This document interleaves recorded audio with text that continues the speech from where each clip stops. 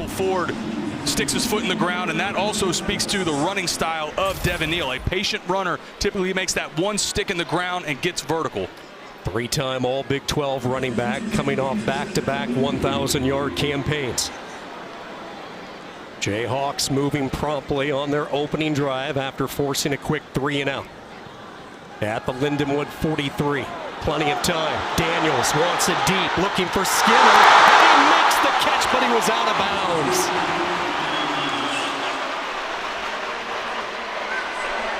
This is really nice by Trey Bell, the corner. Gets challenged early by Quentin Skinner. And a nice job by Trey Bell, not panicking, fights through a little bit of the back and forth with the hands. I think maybe it wouldn't have mattered ultimately because it's juggled, but that was a nice job by Trey Bell in coverage, not panicking. Defensive coordinator Eric Inama really likes his two corners, really likes his secondary. Trey Bell and Jaden Patrick. Daniels double clutches, fires again, and through the arms, incomplete, looking for Luke Grimm. Eric Gant with the coverage. And they love that slot fade to Luke Grimm. Let him get to the hash, work his way to the numbers. This ball was put on a dime by Jalen Daniels. Good coverage again on the back end, though, by this Lions defense. Challenged on back-to-back plays. Kansas comes up empty, now facing a 3rd and long. Well, if Kansas fans were wondering about any type of rust, those first 3 throws right on the button. Kansas very good on 3rd downs a season ago. They'll stretch it to the field side, and Neal is cut down at the 37. Sanjay Strickland, the junior, able to come up and make the play, and undoubtedly 4-down territory. And that call to me from Jeff Grimes speaks to something he talked to us about in meetings. He likes to go for it on 4th down, says he always has a play dialed up and ready to go. If Lance Leipold says we're going for it, that middle of the field spot, it's a good spot to go for it here on 4th and 3. Grimes in his first year as the offensive coordinator, as you talked about, has always been one of the more aggressive coaches on 4th down. They'll load the tight end to the right. That's the direction Daniels wants to go. Little hitch, caught, spin, and yards after catch as Grimm is escorted out of bounds inside the red zone.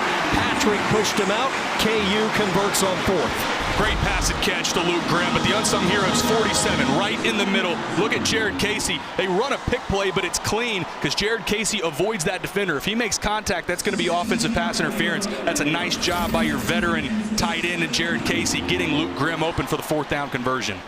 Year 4 for Lance Leipold, and he has watched as Jayhawks move the ball inside the Lindenwood red zone. Right at the cusp of it, just outside the 20s, where they're going to mark it. Split backs, both Highshaw and Neal in the game. Grimm on the near side makes the catch, and another 1st down. Ethan Stolzoltz and the Jayhawks cooking on their first drive of the season. Seeing a little bit of everything on this opening drive for Kansas. Another staple of this offense. You saw Luke Grimm get all the way to the wide side of the field. This offense truly uses every square inch of the field, tries to put stress on the defense in different positions. And they are one of those teams that puts so much stress on the defense with their pre-snap motion. They are just constantly moving guys around. 1st and goal, little jet sweep action running to the boundary side. This is Doug Emilian.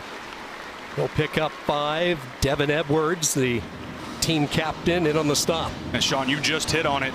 Anybody that's not familiar with this Jayhawks offense, you will see motion and shifting on almost every single play. Some of it's just window dressing, trying to get the defender's eyes to be undisciplined, go in different spots. It really is on almost every play, it feels like, for this offense, you're going to get some sort of movement, either motion or shift. Daniels 3 of 5 on this opening drive for 33 yards. They will go right up the gut with it, practically untouched. Devin Neal, touchdown. Right where they left off from a season ago. They have both their captains on the offensive side, Jalen Daniels and Devin Neal. And Devin Neal punches this straight down the gut for an opening touchdown and a drive that I know offensive coordinator Jeff Grimes and Lance Leipold are happy with.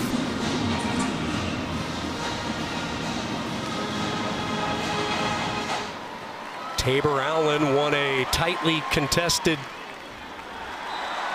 kicking battle here in the fall camp. And Allen splits the uprights. Jeff Grimes, welcome to Lawrence, and literally tonight, Kansas City.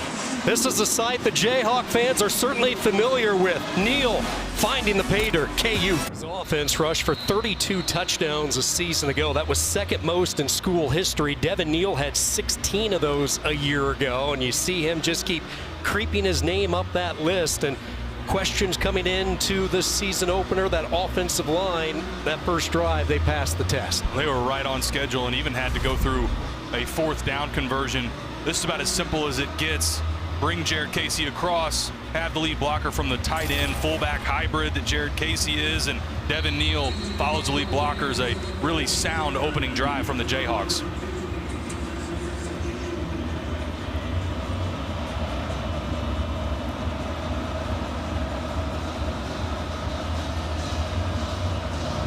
So a little more than 5 minutes in, Kansas on the board first.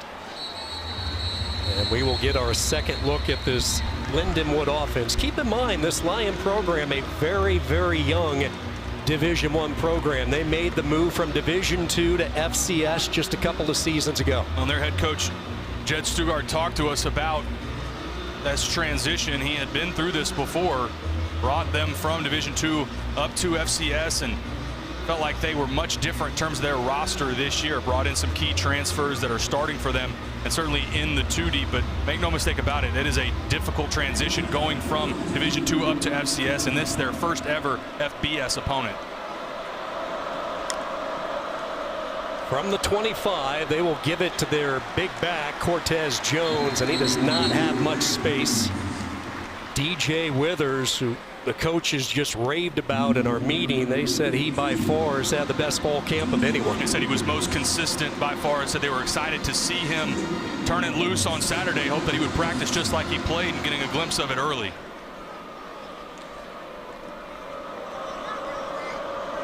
Robinson and Miller, the two rush-ins. Dunn and Withers, the two interior tackles. Glance on Corks, and a beauty. Sliding catch is made. That's Abe Hare, the junior tight end. And the Lions move the sticks for the first time. And fell right into that slot. Cover 2 defense, trying to throw the corner route. And a nice job by Nate Glantz. This ball's on time. Beats it in there before all-conference cornerback Kobe Bryant can get a paw on it. They go trips left. They set up that quick screen on that side. Not a lot of room to work as Reese Thomas is driven out of bounds by Jalen Dye. This was a quarterback battle. Nate Glantz coming in, had to beat out the incumbent. Tyler Kubat played some last year along with Carter Davis. This is a quarterback, and Nate Glantz has a lot of experience between his multiple stops. Offensive coordinator Dusty Hovorka really loves his competitive spirit. Keep in mind, this was a roster coming into the summer that Glantz arrived early in the summer, so he missed all of the spring. They had 2 roster spots open up in the spring, so they went out, they targeted 8 quarterbacks. Glantz was the top guy on that list, and it took a while, but they finally were able to communicate with him, sell him on Lindenwood, and they have fallen in love with him right away.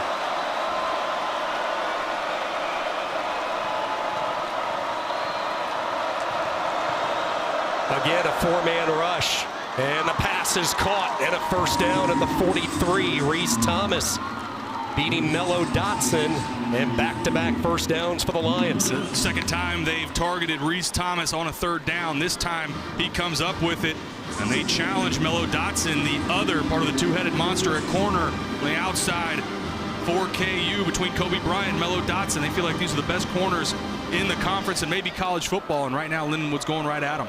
Well, a special moment for Reese Thomas, who started his career as a walk-on at Kansas. A couple of catches in this first quarter. Speaking of a couple of grabs, Abe Hare with his second catch. Lost the ball late, but they're going to say he was down. Go back to Mello Dotson, and this is true no-fly zone. 16 interceptions combined between these two. They were voted preseason all-conference on either end, so the league agrees these are the best 2 corners in the Big 12. Bryant's 9 career picks, currently second most among returning FBS cornerbacks. Second down and 7. Glance, a deep drop, wanted to go down the field, now fires and nobody open as he throws it away. Drew Crobath was the closest receiver, and now you look at this part of the field. If you're Lindenwood, you're scripting a couple of plays to get these 7 yards. Absolutely, this is 4-down territory. Make no mistake about it. Try and get this back to something that's manageable. 4th and 2, 4th and 3. Still haven't seen all-conference receiver Jeff Caldwell on the outside. Do they try to target him, line up in the slot, try to go to him here on 3rd and 7? Kansas brings the blitz. They set up the screen. One man to beat, but staying home was Dotson. It looked like the Lions had it set up. The blitz was dialed, but Dotson with assignment football. He had it exactly right, Sean. Mello Dotson, for as good as he is in coverage, he is a physical corner as well. Sheds the block on the outside from Jeff Caldwell, comes up and makes a critical tackle. We'll see here, decision early for the Lions. Do they keep the offense on the field and go for it? Kansas will certainly make a case, and they would have a lot of backing. The combination of Bryant and Dotson, maybe the top cover corner duo in the country. Lindenwood is going to let this clock wind down. They want some time to think about it. Jed Stugart using his first time out. An impressive bounce back drive after we saw Kansas march the football down the field.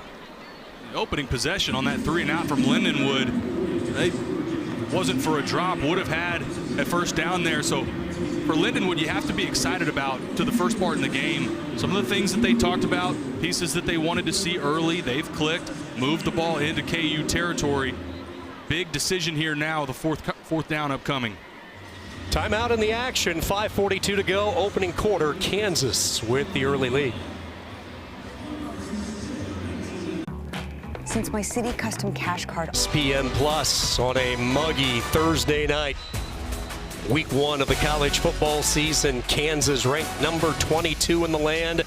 Quick 7-0 lead that last time out. Dusty Havorka, the offensive coordinator, trying to script up a play to keep this Lion drive alive. They need to get it to the 32.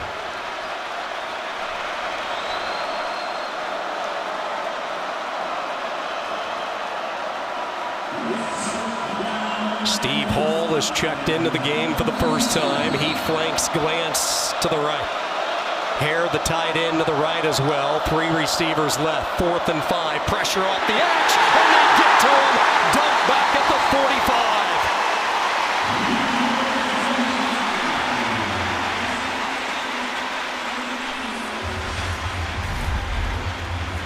45. Right off the left side of your screen, Dean Miller.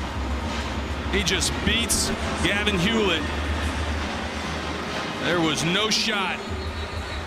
Or Nate Glance trying to scramble up at the last second, working to the field side, but never really had a chance. Dean Miller, somebody that they bragged on to us as well in our meetings, gained the weight that he needed to in the offseason.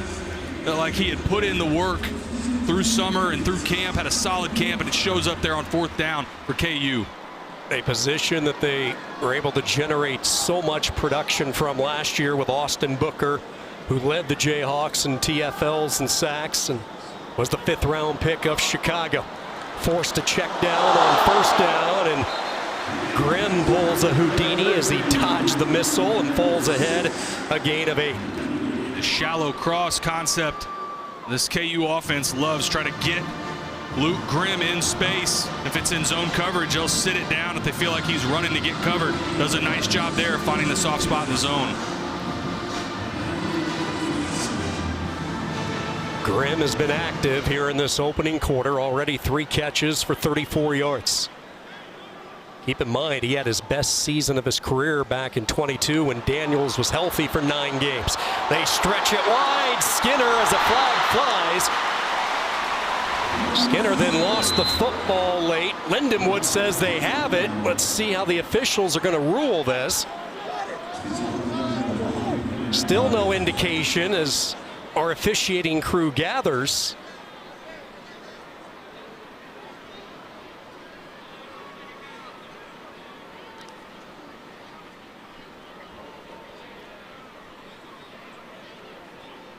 Luke Richmond, our referee. See him in the center of the screen talking with Jed Stugart. Let's listen in. Holding. Offense. Number 47. That penalty's declined. Running on the field is a fumble. Recovered by the defense. We found Lindenwood. So the Lions and this defense come away with the takeaway. It sounds like the delay was having to go to Coach Stugart and say, do you want to decline the penalty and accept the fumble? Take another look at it here. Still up. And a great job. That's an effort play on the back end by Ethan Stolzatz. I think they're going to take another look at this. But from our look here, it looked like Quentin Skinner was still, knee had not touched the ground.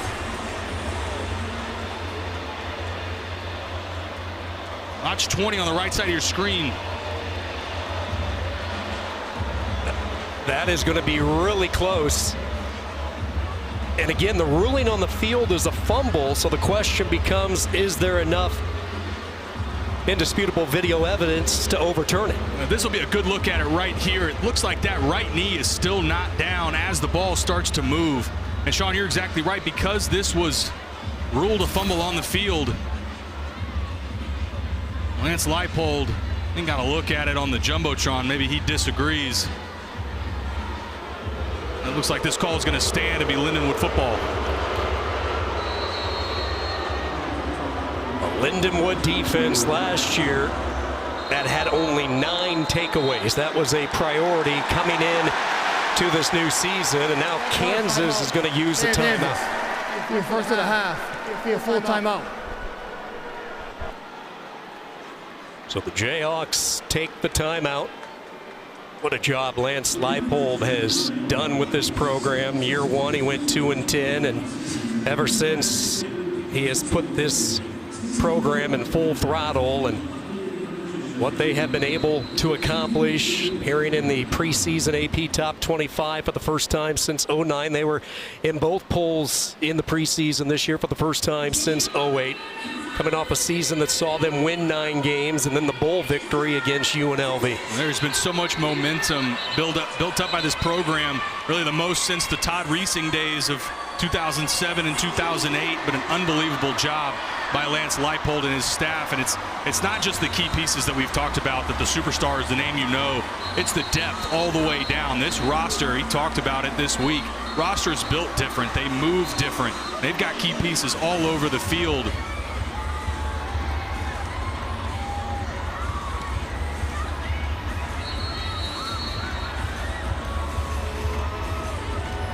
So Kansas taking that last timeout after the change of possession. So Lindenwood and this offense will go back to work. Steve Hall with his first touch, a quick hitter over the left side, nets 4.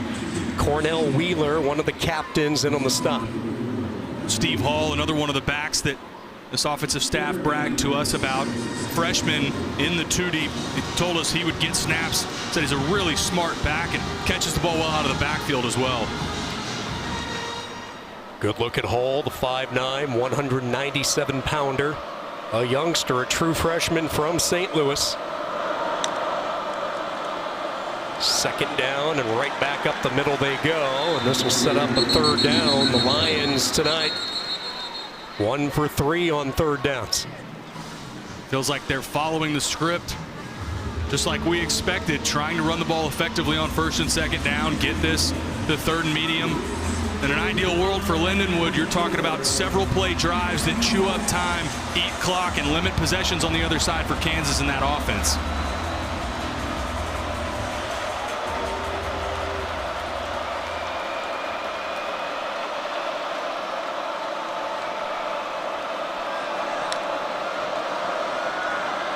Glance with defenders around. He will tuck it and run and pick up the 1st down. Good pocket presence by Nate Glance, and he falls ahead to the 33 and a 3rd down conversion. And recognizing by Nate Glance, you don't have a ton of time right now. We saw a minute ago on the 4th down sack from Dean Miller. Nate Glance recognizing, got an opportunity in front of me, get vertical immediately, pick up that 1st down.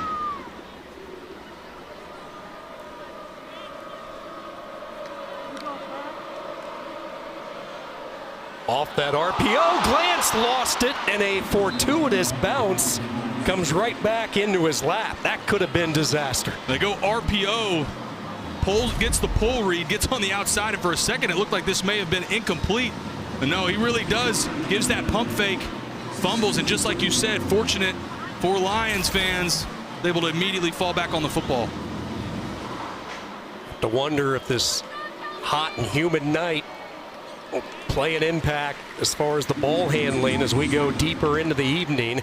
Another first down run over the right side, Steve Hall. There haven't been chunk plays to this point in the game in the first quarter for Lindenwood. But if you notice on first and second down, there's no negative plays going backwards when they run the football. They are picking up positive yardage, 2 and 3 yards at a pop, and doing exactly what this staff talking to us about, making sure that they avoid those third and long situations. Very disciplined first quarter as well. No penalties either way. The Lions nearly doubling up Kansas on time of possession. And just as I say, the discipline, we get the game's first flag. False start. Offense. Number 5. 5-yard penalty. First down. John Anthony always drives you crazy when a receiver on the outside is the one that jumps. Supposed to have the eyes back inside. Like you said, first penalty that's been accepted in this game so far.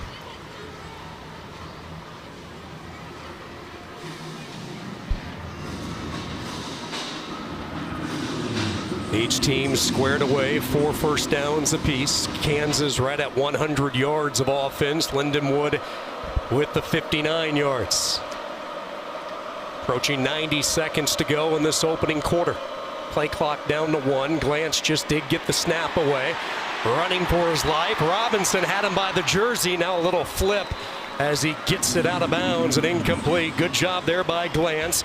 Robinson was the first one putting on the heat. And Glance goes to the line and checks to this play. Doesn't like it to the field. And Sean, you said it. This looked like this was going to be a disaster. Heady play by Nate Glance to just get rid of the ball and avoid taking the massive sack. Robinson, one of the returning starters up front for Kansas. In fact, those 6 tackle for losses, the 4.5 sacks, a team high among the returners. Again, using all of that play clock, Glance over the middle, and it's stripped at the last second, knocked away, incomplete. Cornell Wheeler getting his hand in there in the nick of time. There's a captain on the defensive side. Cornell Wheeler squatting on this hitch route, does a nice job. Oh, wraps around the receiver to avoid the pass interference. That's somebody that this defensive staff talked to us about is finally getting his chance. He's battled injuries. It's another guy that has put on good weight. They feel like has really bought in, and they're excited to see him be featured in this defense. This crowd on the old soccer pitch turned football field tonight, making some noise. Little floater. Hall has to wait for it to come down, and when it finally arrived, KU was ready. Demarius McGee, the backup corner, the junior. The LSU transfer, and a 4th down for Lindenwood. And Nate Glance does the right job, does a good job, finds the right receiver here to his back out of the backfield in Steve Hall, but saw the blue jerseys rally to the football there. It's a good job of team defense by Kansas.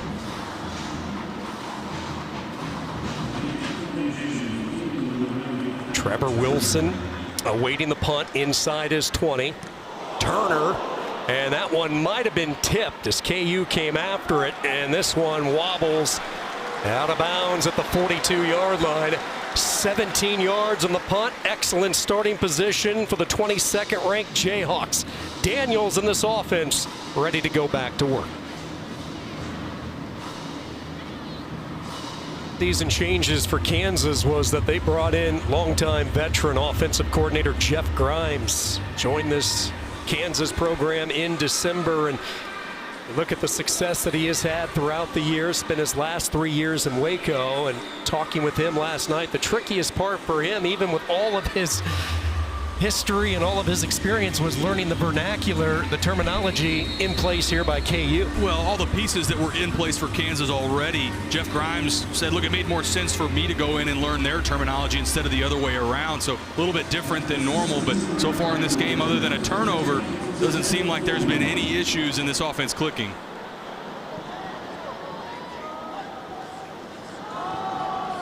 First down, this will be Daniel Highshaw with no room to go. Solid opening quarter by Stolzholz, who's one of their leaders, the second team All-Big South Ohio Valley Conference player from a year ago. And Highshaw, running back, just adds to that depth in that running back room. We've talked a lot about, and deservedly so, for Devin Neal.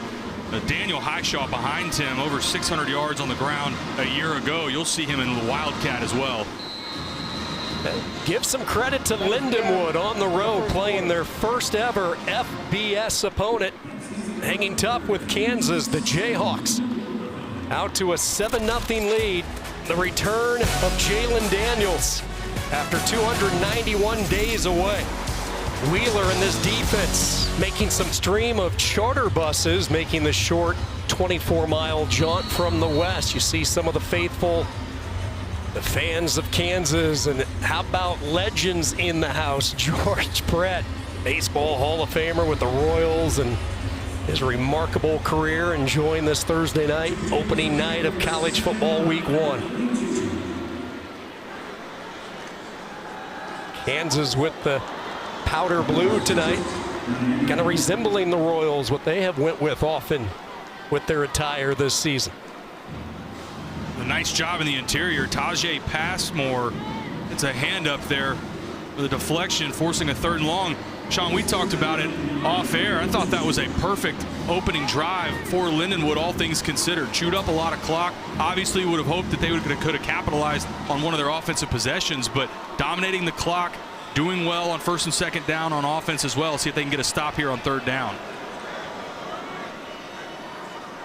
Grimm in motion. Daniels looking at him the entire way, and it's picked off by Trey Bell. A breakdown in communication and an easy interception for Bell, and the 2nd takeaway for the Lions. And it's a miscommunication between Jalen Daniels and Luke Grimm. He thinks he's running a comeback on the right side of your screen. 11, Luke Grimm keeps running. You see him still running vertical, and a nice job by Trey Bell. Eyes back to the quarterback, recognizes ball's coming out, makes a play. And 2nd turnover in the first half for Kansas. They've moved the ball effectively, but credit Lindenwood, the 2 opportunities they've had to create turnovers, they've capitalized. Bell, the sophomore from Baldwin, Missouri, Parkway West High School, saw extensive action a season ago, and he has built off that experience. A couple of really nice plays made in this first half. And now the best starting position of the day for the Lions. Glantz gets rid of it quickly, and the first touch on the evening for Jeff Caldwell. And Caldwell thrown down late along that Lindenwood sideline, but no flag. This is a guy they need to get going in this first half. Absolutely. We thought we'd see a little bit more of him in the first quarter. This is an all-conference receiver, and really the biggest bright spot for Lindenwood on the offensive side of the ball.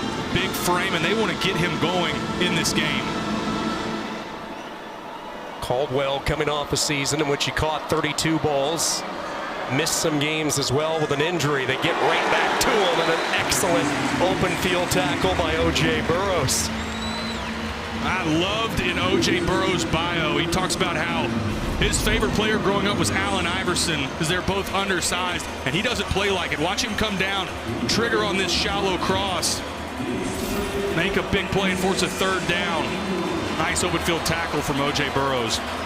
Burroughs arrived in Lawrence at a whopping 165 pounds. You mentioned that size. Really developed into one of the top safeties. And a timeout will be utilized here. Charge, timeout, Kansas. 2nd of the half. Be a 30-second timeout. So a timeout is taken. Don't forget, week 1 of the college football season continues on ESPN+. We have 6 games coming up on Saturday. The action starts at 2 o'clock Eastern in Stillwater. That's where we'll be, and this is going to be a terrific one. The 2-time defending FCS champion South Dakota State Jackrabbits ready to take on number 17 Oklahoma State. Then at 2:30, it's Towson and Cincinnati kicking off. Action continues in the night with UT Martin and Kansas State, and then Baylor hosting Tarleton, Abilene Christian, Texas Tech, Southern Illinois, BYU from Provo rounds out a busy opening Saturday.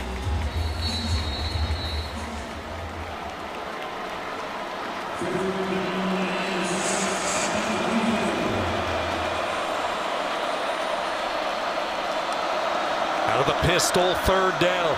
They wanted to set up the screen. They come back to the opposite side, and Caldwell could not bring it down. Excellent job there, Taylor, by the rush in. Dean Miller sniffing out that screen. That was a good job there. I also think Jeff Caldwell may have heard footsteps a little bit. Taiwan Berryhill barreling down on that screen. I think you saw Jeff Caldwell not look the ball in. He had his eyes on number 6, Taiwan Berryhill, and a good job by KU's defense, bailing out the offense, getting off the field, forcing a 3 and out. Do you like the field position decision made by Lindenwood here? I do, from this part of the field, and especially not only the part of the field, but backed up a little bit at 4th and 6. Be different if this was in that 4th and 2 or 3 range. Turner with a little squib punt, end over end in heavy traffic. Wilson fair catches at the 16. It's a punt of 29 yards. 13:34 to go, first half. Kansas by 7. With an early touchdown run, but that has been it so far for Kansas. The Jayhawks with a 7-0 lead. Lance Leipold during that last time out really trying to get the attention of his team. You see what they have done on their last 2 possessions. Well, it's just been frustrating on these last 2 possessions because they've moved the ball well, especially that second one. 2 plays, 35 yards, but it resulted in a fumble and then had the interception a second ago. Just need to clean up their process and obviously the turnovers as well because they've moved the ball fine. Daniels 4 of 8 for 41 yards. Keep in mind he had a couple of drops on the opening drive. Has not run with the football so far in this first half. Devin Neal with a touch. Gets a yard or 2.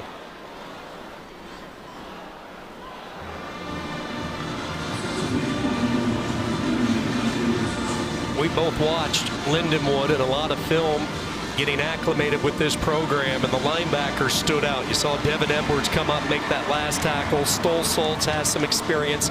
They're really high as well on the junior Sanjay Strickland. Oh, and they've also got some key pieces they've brought in the portal as well.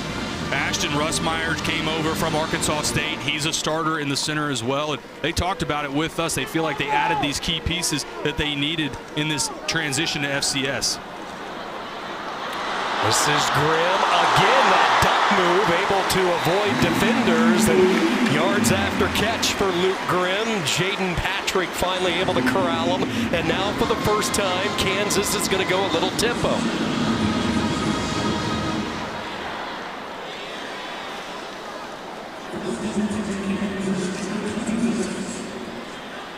They pitch it to the short side.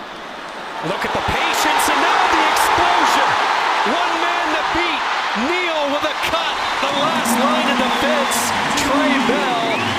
The explosive play. They go tempo, and Neal delivers. And that's the side of the offensive line that we talked about. A little bit of inexperience. You get a hat on a hat on this play. Nobody's left unblocked. And a good job by Devin Neal. Sticks his foot in the ground. I liked Jeff Grimes' style on that last play. Getting to the line, going quick with tempo. And good job making somebody miss in the hole. Talked about Ashton Russmeyer a second ago. Devin Neal gets him on skates in the middle. First big chunk play we've seen from Devin Neal. 55 yards on the run by Neal. Excellent kick out block by the guard Kobe Baines. Talked about that right side of the offensive line. Lindenwood, 2.5. And Lindenwood is going to use a 30-second timeout, so we'll keep the action here. The left side of the offensive line, just like you talked about, Sean, that's really where some of the staples in this offense. Bryce Cabledew moved over from the right side to left tackle. Michael Ford there as well. But Bryce Foster at center, Kobe Baines, Logan Brown, these are pieces that some of these guys with a lot of experience. Bryce Foster, 28 starts at his time at Texas A&M, but at Kansas and in this new scheme, they still weren't sure. Ultimately, are we going to see multiple guys in this game that sort of rotate through that right side? Really comforting if you're Jeff Grimes to see that big run play pop to that side. You mentioned Bryce Foster. He was a big get in the offseason, 32 starts at Texas A&M. He really came on late in fall camp to win the job. They brought in Shane Bumgardner, the transfer out of Tiffin. There's some talk that maybe Michael Ford Jr., their experienced guard, would have to play some center, but because of Foster, he's back at his more comfortable right guard, left guard spot. Highshaw with a surge over that right side, picks up 7. Watching Highshaw on tape, such a natural runner and really just a gifted athlete. Played quarterback in high school as well, and that's why we talked about you'll see him run the Wildcat as well. A year ago when Jalen Daniels was hurt, they leaned on this running back room quite a bit between Devin Neal and Daniel Highshaw.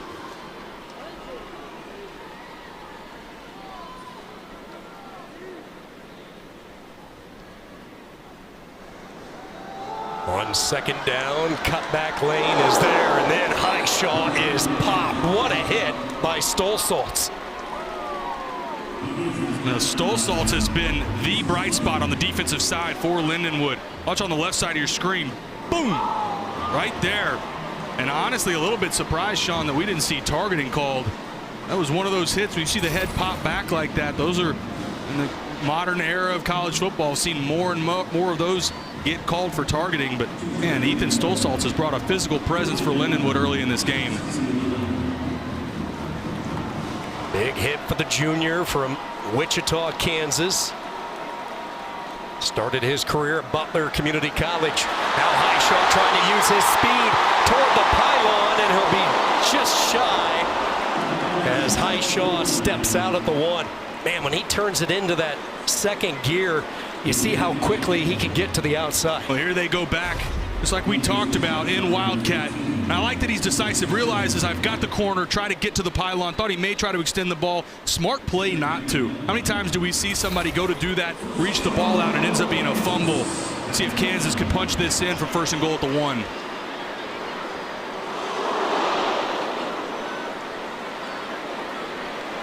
See Jared Casey limping his way into the H-back position to the right. 2 tight ends in. First and goal. They hand it off, and for the second time in this opening half, untouched for 6 goes Devin Neal. As a tone-setting drive by Kansas, coming off the 2 turnovers, all of that production marching down the field, running the football right at Lindenwood for their second score of the game for Devin Neal.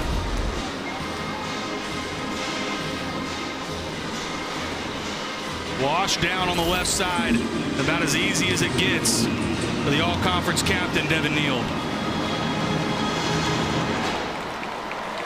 A Kansas offense that was top 10 in the country in running the football a year ago. Pretty much all the pieces are back as well. A combination of Highshaw and Neal on that last drive, and then you throw in this offensive line. Kansas ups the ante. Jayhawks by 14. Far in this game. Key play on that last drive, the 55-yard run. Lance Leipold breathing a little bit easier after that long scoring drive for his Jayhawks. Up 14 despite the 2 first half turnovers.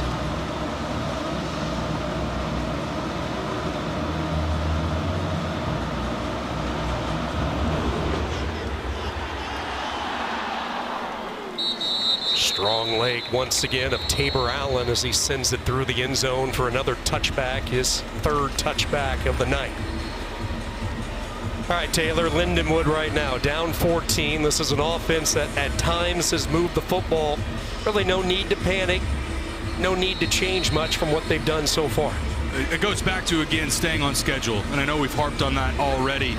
But getting Cortez Jones going and picking up those positive 3- and 4-yard clips on 1st and 2nd down is so important. And then at some point, you have to hit a shot over the top to Jeff Caldwell.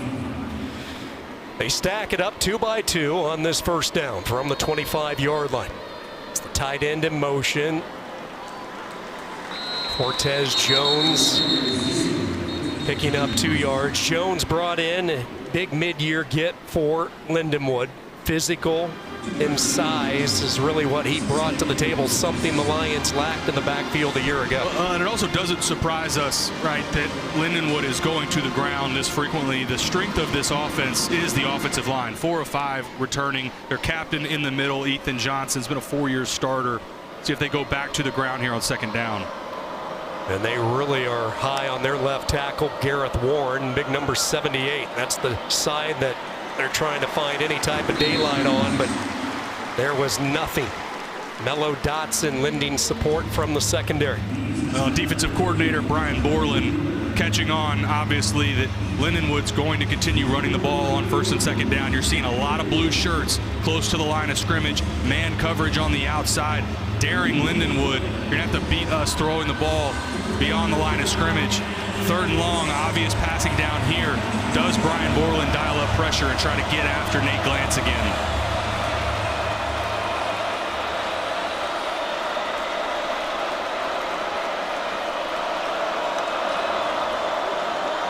Glantz, timing pattern picked off. See you later, pick 6. Mello Dotson.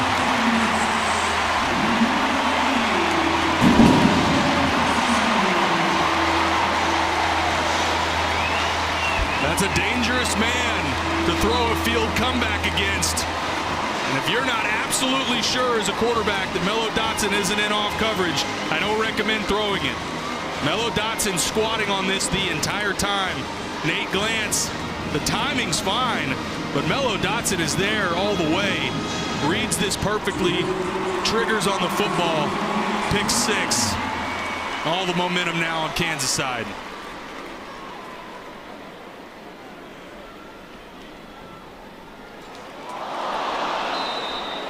Off the crossbar for Tabor Allen. One of the preseason all-conference players on the outside for Kansas shines early. Pick 6 for Mello Dotson. 20-0 here in Kansas City. On the nose for the end zone last year, 4 interceptions. 2 of those pick 6s back-to-back weeks against Oklahoma and Iowa State. The first Jayhawk to return picks for touchdowns in back-to-back games. And now in the opening half, game 1 of the season, Dotson with the 33-yard to the house. They've lived up to their reputation between Kobe Bryant and Mello Dotson. I say it again, that is a dangerous proposition to throw a field comeback against Mello Dotson.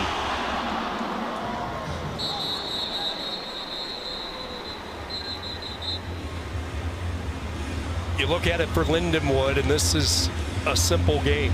They stay on schedule. They avoid those risk throws.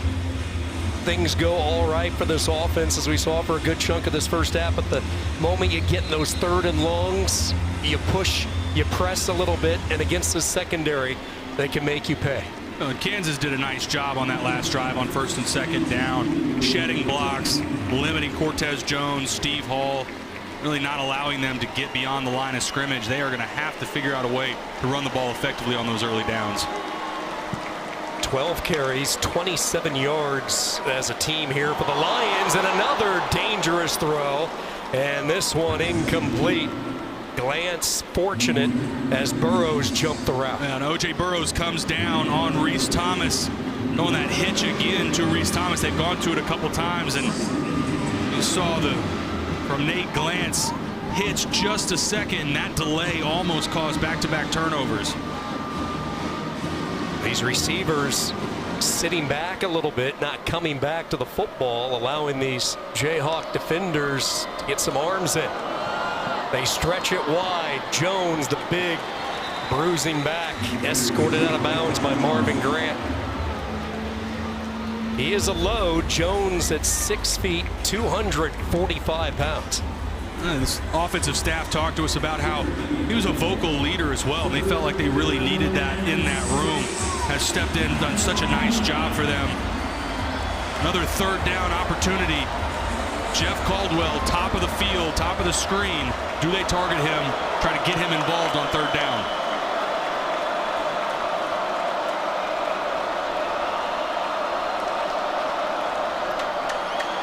They set up that little tunnel screen action and just nothing there. Cornell Wheeler had it read beautifully, and a 3-and-out for Lindenwood. I'm not sure it would have mattered even if he had caught it clean, but Nate Glantz catches the ball, bobbles it a little bit, and then tries to get the ball out. Nowhere near Jeff Caldwell.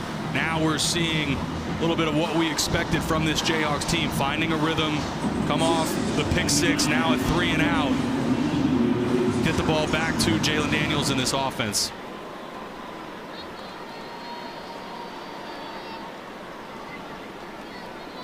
Fourth punt of the night for Patrick Turner. 26 yards a punt so far. Keep in mind he had one blocked earlier. This one he gets away, and it will hop away from Mr. Wilson. Punt of 37 yards. So a game where Kansas was leading 7-0. They put together that 85-yard drive. Then the defense gets in the act, and all of a sudden, all the momentum right now with KU. I'm curious, if you're Jeff Grimes, do you go back from their last offensive possession, just continue running the football? Do you continue to try to set that attitude? They go two backs here, Devin Neal and Daniel Highshaw as well.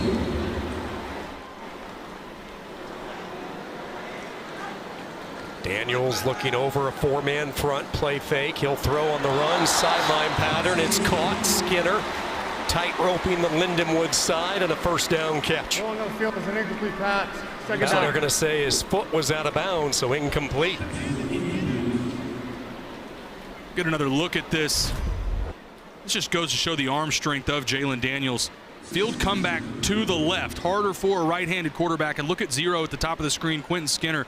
I thought maybe that left foot came down. I'm not sure if he bobbled this from that angle, and from our view, looked like that was a catch.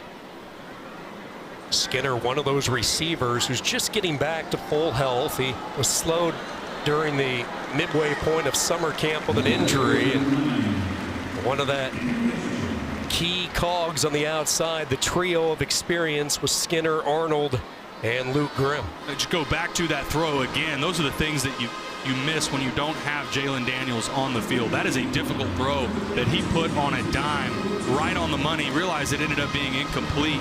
But it just speaks to, again, what a dynamic player he is and how important he is to this Jayhawks offense.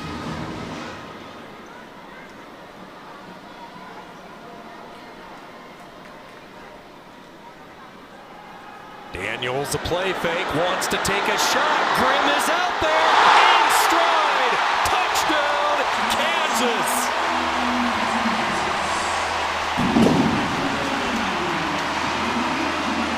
It took him a little while to get warmed up. The Jayhawks are rolling now. This is max protection up front. Just two people in the concept. And Luke Grimm, the captain on the outside, wins over the top. But on the left side of your screen, again, just two people in this route. And this is just pure speed from Luke Grimm and a great throw from Jalen Daniels for another touchdown.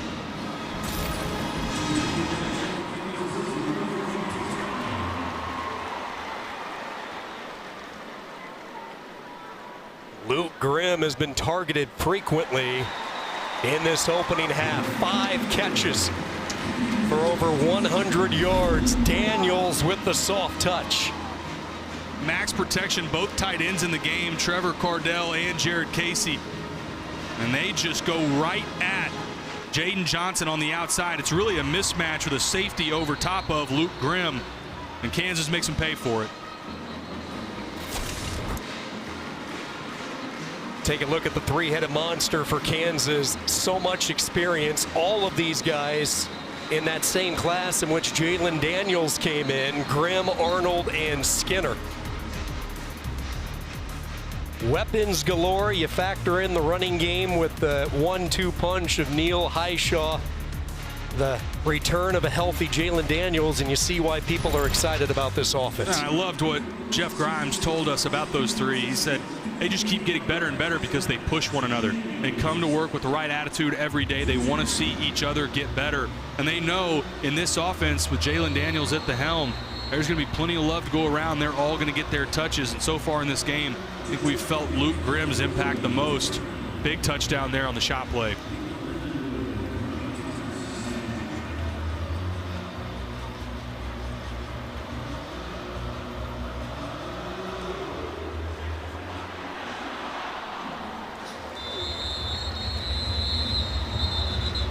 Lindenwood right now looking at a serious uphill climb. This game has got away from the Lions on the road here. Their first ever meeting against an FBS opponent, just their third year as a Division I program.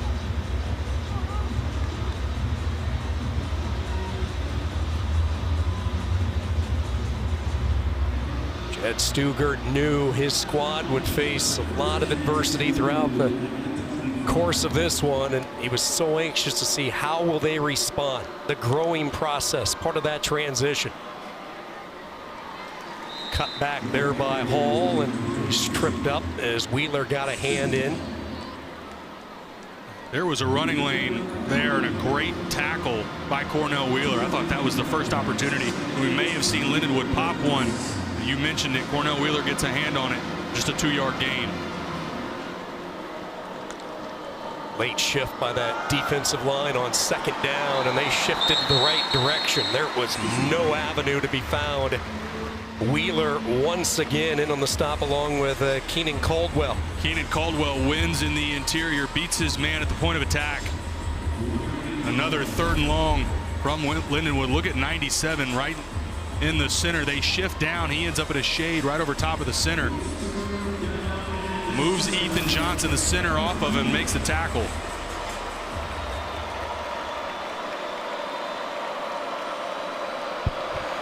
The Lions with only 10 yards of offense in this second quarter.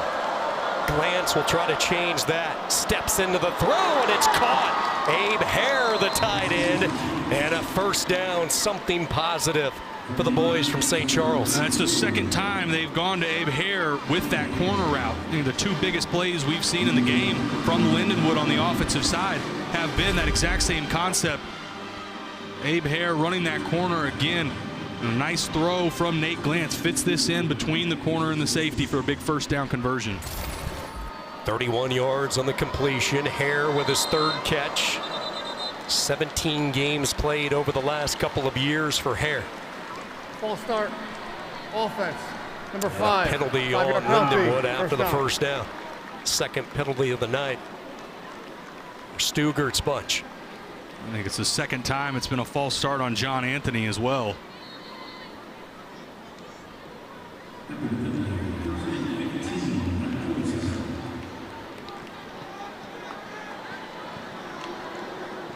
So after the penalty, it pushes it back to the 47. 1st and 15. Glantz off his back foot, lobs it to Steve Hall, and he is met right there.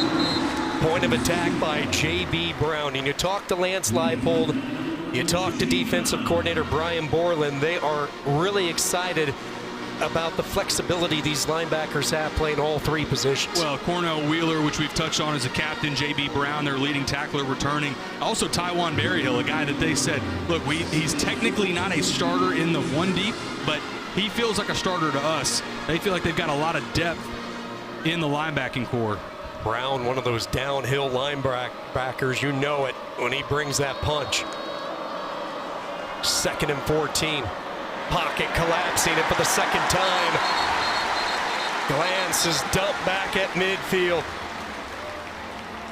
Jeremy Robinson able to get the quarterback.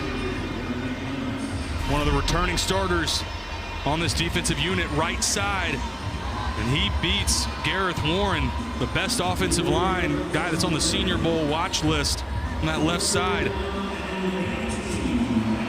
Nate Glantz holding the ball a little long, putting his offense in a bind here on 3rd and long. Each in with a sack. Miller, now Robinson, and they nearly got to him again. Shoestring catch made by Hall, but well shy of the first down. Jason Gilliam with the tackle. Miller had the heat on Glantz. It was Dean Miller again off that right side. These defensive ends are pinning their ears back. Nate Glantz doing everything he can to just get the ball out. Really a great play by Steve Hall to even catch this. But on those 3rd and long situations, that's a quarterback's nightmare and it's a tackle's nightmare. You know these defensive ends are coming after you. Sound like a broken record, but for Lindenwood, they have got to stay on schedule and avoid those 3rd and long situations.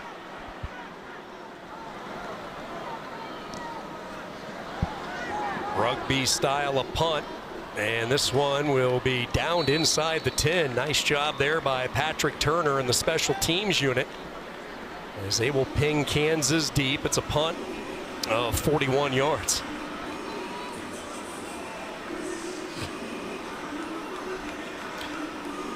Well, Taylor, you look at Jalen Daniels, his return to the Jayhawk lineup tonight. How would you grade this first half? Well, the obvious mistake being the miscommunication on the comeback, has the interception. Other than that, I think it's been a pretty clean first half for Jalen Daniels. I also think they haven't asked him to do a lot yet. They've run the ball really effectively. The completions to this point, with the exception of Luke Grimm over the top, have mostly been close to the line of scrimmage. Working from the shadows of his own end zone. Man, he can throw it. He whips it out. Passes caught. Skinner up ahead to the 30. It's a gain of 25 yards. Such a quick release and the velocity. And recognized immediately that corner Jaden Patrick from Lindenwood was squatting down. They turn loose Quentin Skinner, and it's a hole shot where you've got to put it on your receiver right now. Really nice job by Jalen Daniels diagnosing that. Uncorks another strike. This time it is Grimm with the sliding grab. They'll move the chains. A pickup of 11. Back-to-back throws, resulting in back-to-back first downs.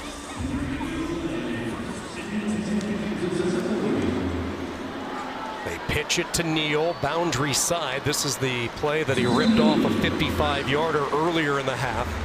Keep in mind, one of the new rules in college football this season, the 2-minute timeout. So clock will stop here shortly. Kansas trying to get one more play off before that timeout, and they'll be able to do it. And it's Neal with some room. Devin Neal cuts up ahead to the 31.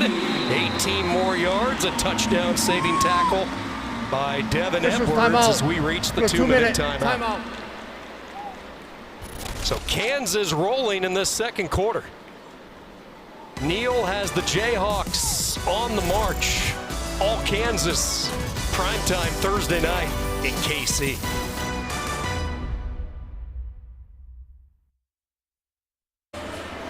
"20 unanswered points here in the second quarter by Kansas. The Jayhawks with 317 yards of offense. Kansas after the 2-minute timeout at the 31-yard line. Trevor Cardell in motion. They set up the screen. Again, working that boundary side. Good job there defensively by Lindenwood to sniff that out. Edwards and Stolzoltz. Plenty of time. KU with the 1 timeout remaining. That's been a theme tonight, hasn't it? Kansas focusing on that short side, especially in the run game. I think that also speaks to your ability to block on the perimeter because it gets so tight and condensed to that short side. They've done a nice job both in the screen game and running the football.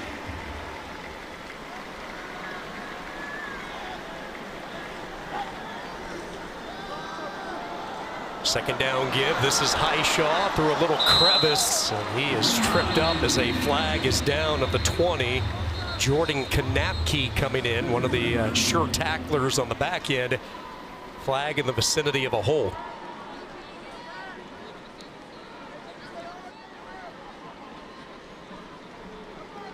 Holding. Offense. Number 54. 10-yard penalty. Second down. It's big number 54, one of their experienced players up front, maybe their top lineman, and Michael Ford Jr. Just get the hands a little bit outside that defender trying to escape. It's an easy call for that back judge. Ford, one of those players With 3 starters on that offensive front wall gone, he has stepped up, more of a vocal leader. Pick up the blitz. Daniels, I think, touched for the first time in this first half as he is knocked down. The pass falls incomplete. And every Jayhawk says hallelujah. The Jalen Daniels pops right back up. It was really the first time, I think, in this game, Sean, that he's actually been touched. I know that's a sigh of relief for all Jayhawks fans that have been concerned about his health for a long time.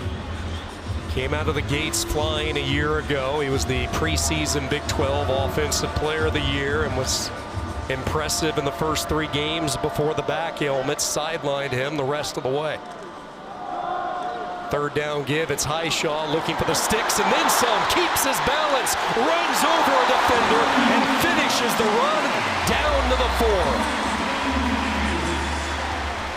Some unbelievable balance at the point of contact from Daniel Highshaw. I thought he was going to get tackled right at about the 1st down marker. And look how many yards after catch he picks up here. Boom, right there, fighting through tackles. Strong running from Daniel Highshaw. Highshaw with 61 yards rushing. Neal with the 2 scores in this first half, already over 100 yards. Keep in mind this drive started back at the Kansas 5, and Highshaw driving and surging near the goal line will be a yard shy. Keep in mind the Jayhawks as well have a timeout to use. Clock continuing to wind down. 25 seconds.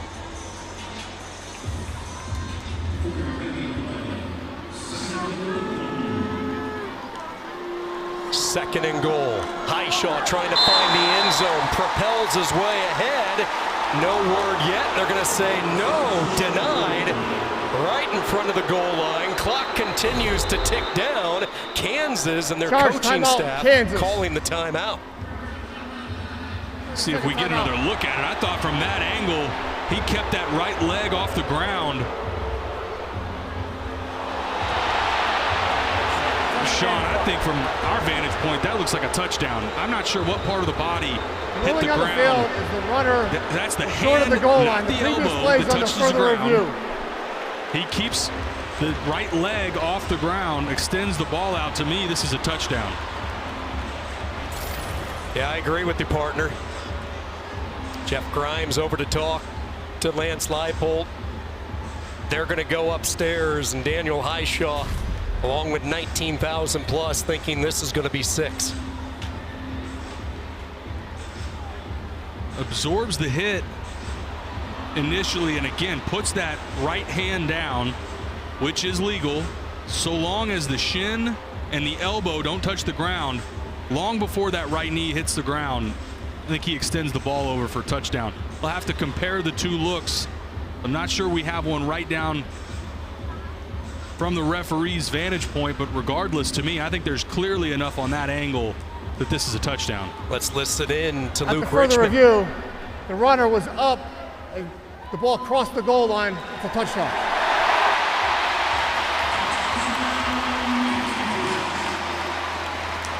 The response of Rock Chalk Jayhawk says it all. Touchdown, Kansas. An impressive 2-minute drive with just under 3 minutes to play as they went from inside their 5-yard line, virtually the length of the field, for another touchdown.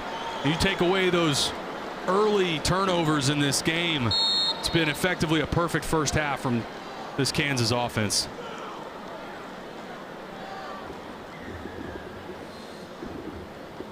And how about the clock management by Kansas on that drive as well? Working with the 1 timeout, they take it 95 yards.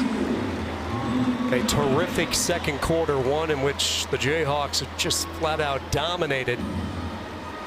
And after a 7-0 lead after the first quarter, this thing has been blown wide open. Oh, this last 10 minutes or so of the second quarter, I think that's what we've all come to expect from Kansas. Their ability to run the football whenever they want to, running it into the short side.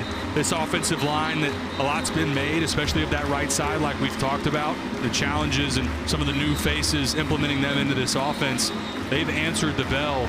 And again, if it wasn't for those 2 first half turnovers, this has been really the exact start to the season that Lance Leipold and his staff would have wanted.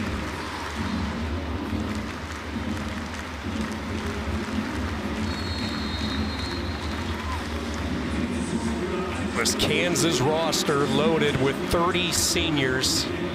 Just an experienced unit, and a lot of these guys have arrived on campus with a season like this as their ultimate goal, to lay the bricks and mortar, to get this program turned around with the arrival of Leipold and deliver what they're hoping will be the first Big 12 championship in program history.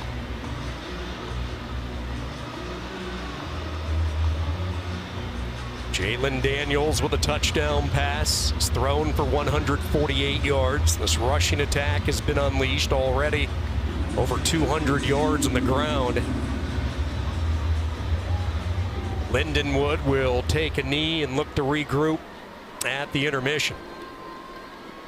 358 to 107 as far as total yardage goes.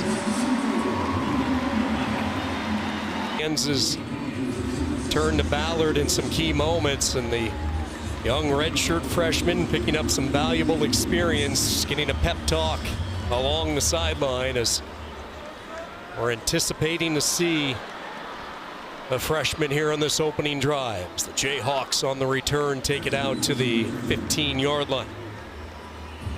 And indeed it will be Cole Ballard, the 6'2", 220-pounder, the redshirt sophomore out of Westfield High School in Indiana. He was a third-string walk-on last year, but he entered the spotlight. Jason Bean exited the Texas Tech game. He played in 4 games, really looked good in a couple of those games, especially against Kansas State. And he is a tough quarterback. Comes in that game, like you mentioned, against Texas Tech and didn't flinch at all. Brings a physicality and a toughness to the quarterback position.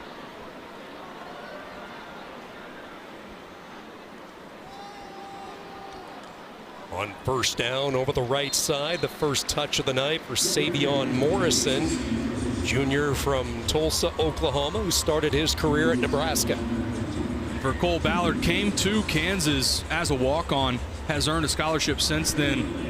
And again, his time a season ago against Texas Tech and then against Kansas State as well. What impressed me most was just looked fearless on film, did not flinch, felt like he stepped in really naturally, and they found themselves a really solid backup to Jalen Daniels here in Cole Ballard.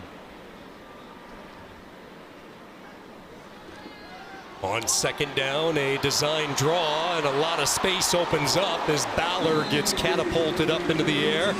And a first down gallop out near the 35-yard line. Knappe taking him down low. It didn't take long to see some of the physicality from Cole Ballard. Simple quarterback draw. I think very fortunate there to not have been banged up on that left leg, but adds an element to the quarterback run game as well that, like we talked about, we didn't expect to see a lot of Jalen Daniels running the football, going to it early with Cole Ballard.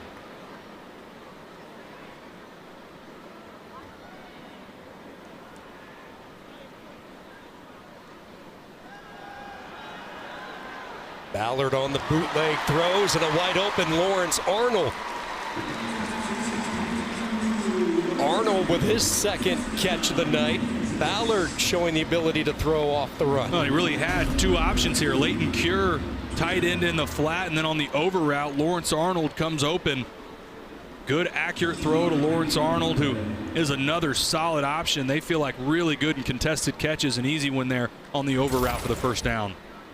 So good start here by Ballard on this opening drive. Talking with Lance Leipold, he said this is a young man that just needs to continue to develop understanding on when to take those chances and when to live to fight another day. But because of that attitude, he said he's one of those guys that was accepted so quickly by the locker room. In fact, accepted by his teammates maybe as fast as anybody that Leipold has been around throughout his years, starting at Wisconsin Whitewater to Buffalo and then eventually here in Lawrence. Yeah, it just goes back to, again, the depth that Lance Leipold and his staff have built up to, and add that to Savion Morrison from the running back spot, stepped in the 3rd spot behind Devin Neal and Daniel Highshaw, another guy that they're really high on.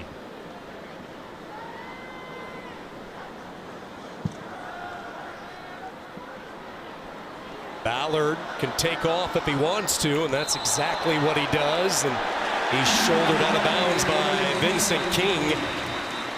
King, the transfer from Northern Colorado, and a late flag. This will cost the Lions 15 yards.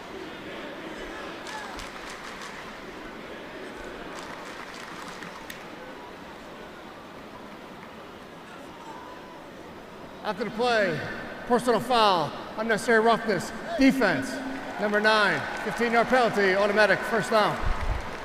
And just a hair late from Vincent King, right as Cole Ballard stepping out of bounds. But I like the decision making from Cole Ballard. They do the delayed roll, sprint out to the right. It's not there. Make the smart decision, get vertical, and pick up the first down.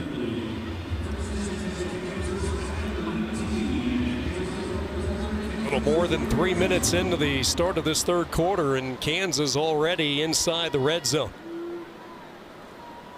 They go with their big package, couple of tight ends in. Skinner in motion. They will hand the football off. Hitting the hole hard is Morrison, and he is wrapped up at the 11. Tackled by Devin Edwards. Morrison redshirted a year ago.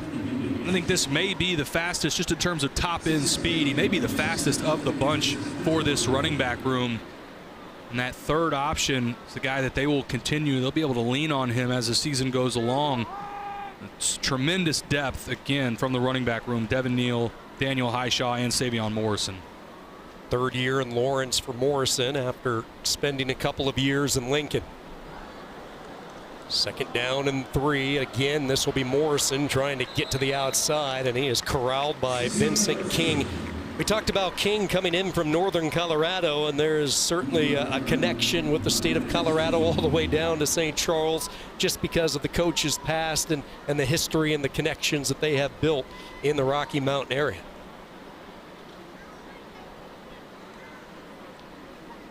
Jed Stugart trying to find some answers defensively to start this second half. He knew this was going to be a tall order. Year 3 of the transition and a matchup against a top 25 opponent. Over that left side, good push by the offensive line. And a 1st and goal for Kansas. Been a very clean drive from Kansas coming out of half. A handful of backups in the game, you worry sometimes. Similar to the struggles with the first team and those turnover issues, what can you expect out of these backups? But early in this third quarter, stayed on schedule, good decision making from Cole Ballard, and running the football efficiently from Savion Morrison.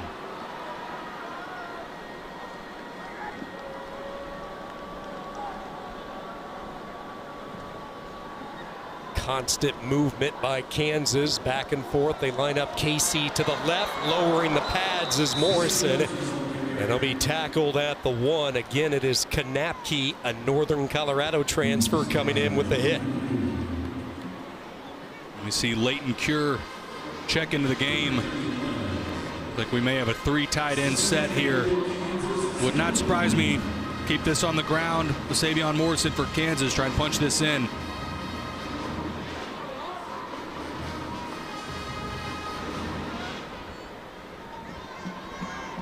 Neal with a couple of touchdowns tonight. Highshaw has a rushing touchdown.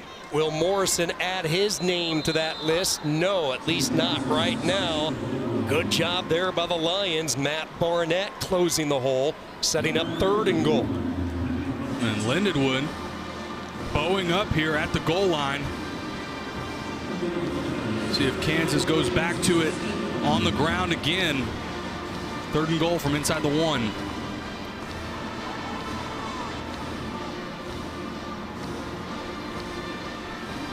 Bryce Foster, the big center, the Texas A&M transfer. Let's see if they run right behind him here. Everybody in the box, 3rd down and goal. Morrison this time will plow his way. Touchdown, Jayhawks. Really a statement coming out of half. Again, a lot of guys that did not get snaps in the first half featured on that drive. A good opening possession. Cole Ballard, a heavy load of Savion Morrison, capitalizes in the end zone, open things up in the third quarter. coming right at you again. 3 carries in a row inside the 5-yard line, and this time Savion Morrison finds pay dirt. 11 plays, 85 yards, a little more than 6.5 minutes off the clock, and Savion Morrison, who only ran the ball 10 times this season ago, he touched it 8 times on that drive alone. Touchdown, KU. Savion Morrison, several touches on that drive coming out of the half for Kansas and did not miss a beat. Some of the backups coming in. Good, efficient opening drive from Cole Ballard as well, stepping in at quarterback behind Jalen Daniels.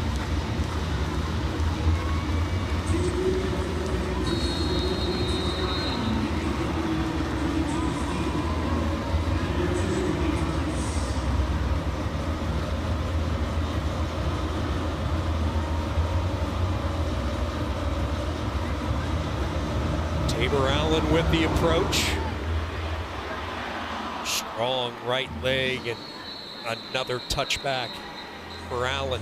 Lindenwood and Nate Lance in this offense out onto the field for the first time in this third quarter. And you look at the coaches, all headlined by Jed Stugart, year 8, and he brought his coordinators from Sioux Falls with him. This is a group that has a lot of continuity. They have been with each other for a long time, and they know what it's like to take a program up a notch. They had to do it at Sioux Falls. Back then, it was NAIA to Division II. He navigated those waters beautifully, and now here at Lindenwood, they get ready to make the move.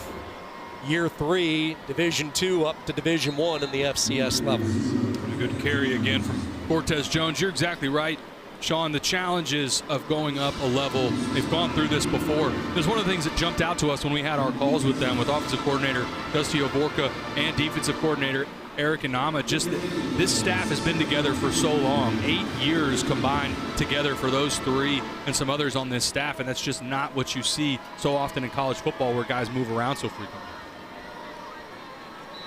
Lance keeps it about a yard shy of the first down. So Stugart led Sioux Falls to back-to-back Division II playoffs in 2015 and 16. He was the national championship runner-up in the NAIA level in 2010. Then following Sioux Falls, he made the move to St. Charles. Spent some time at Mid-America Nazarene earlier in his career, an assistant coach at Northern Colorado, also UNLV in his early days.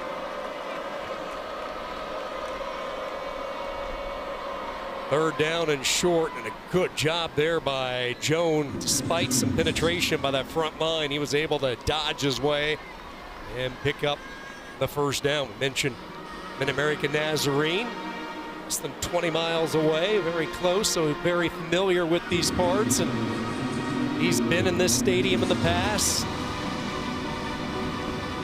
Talked about the unique opportunity to play in front of a sellout crowd against a Big 12 opponent. First and 10 at the 36. Lance will take a shot, a rare shot downfield. Caldwell up the escalator, and he is cut down by Kobe Bryant. First time tonight we've really seen the deep shot to Jeff Caldwell. Thought Nate Glantz had him a little earlier if he wanted to, held on that a little late. Good to see Jeff Caldwell get up on his own. Throwing over the middle of the field, Jeff Caldwell upended, hands right on the head. Again, glad to see him pop up and jog off the field.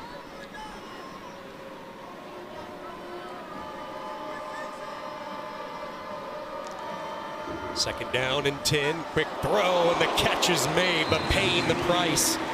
It was Reese Thomas. O.J. Burrows actually dislodged the ball, incomplete.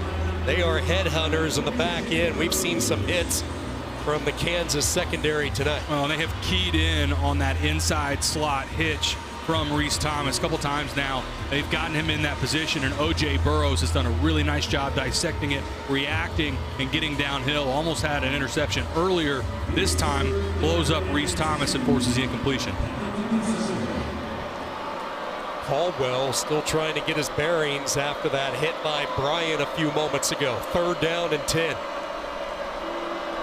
Lance looking against a four-man rush, trying to buy some time. Double clutches, now lobs, and the pass is caught. Jones out of the backfield makes the catch. And for the third time tonight, Lindenwood onto the Kansas side of the field.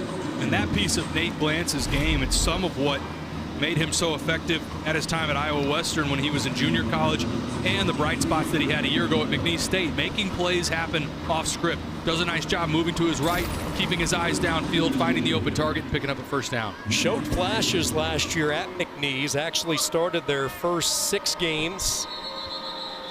Heading into this season, he was going to be one of 7 quarterbacks competing for the starting job at McNeese, so he hit the transfer portal late. For a medical stoppage for number 1 of the offense. Stopping the action here. Couldn't quite hear what our referee Luke Richmond explained. So Jeff Caldwell checking back into the game. He's going to be sent back to the sideline.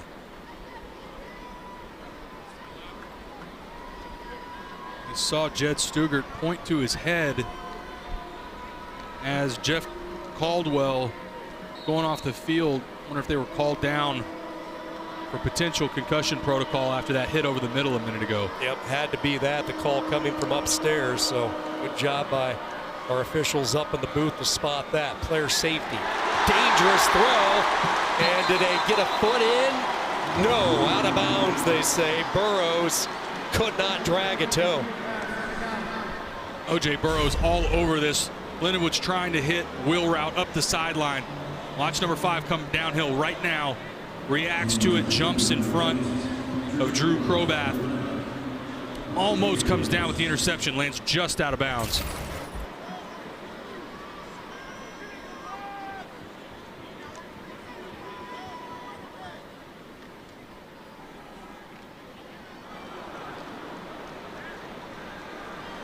Lance tonight, 12 of 23, 100 yards, the 1 interception. Second down and 10, wants to set the screen, had to wait a little bit longer, and that's because J.B. Brown had that play read. He was there just waiting for the opportunity. Whether it's been slip screens to the running back or tunnel screens outside of the receivers, Kansas has done a nice job all night reacting, shedding blocks, and making open field tackles like you saw right there. Brown made the seamless transition from the MAC to the Big 12 after beginning his career at Bowling Green. Key component up the middle for this Jayhawk defense. 3rd and 13. They get rid of it quickly. Again, it's Jones. Nowhere to go. Shreds 1 defender, but forward progress stop. And a 4th and 12 for Lindenwood. Nate Glantz is doing everything he can to try and get the ball out of his hands quickly.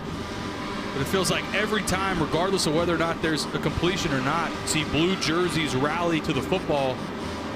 Offense still on the field, and here comes the punting unit for Kansas, getting a stop there around midfield. It's the first time we've seen Lindenwood move the ball effectively in a while, but stalls just past midfield.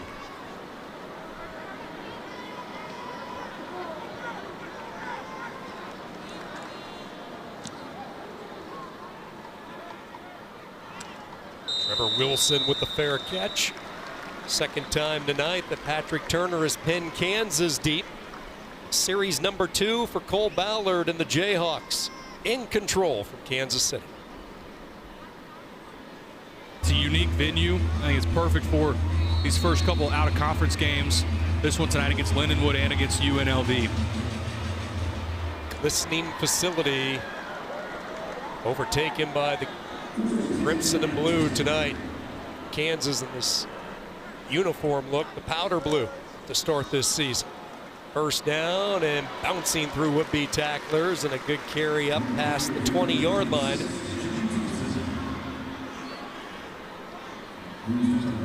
It's Johnny Thompson Jr., the redshirt freshman from the West Coast, California, Oaks Christian School.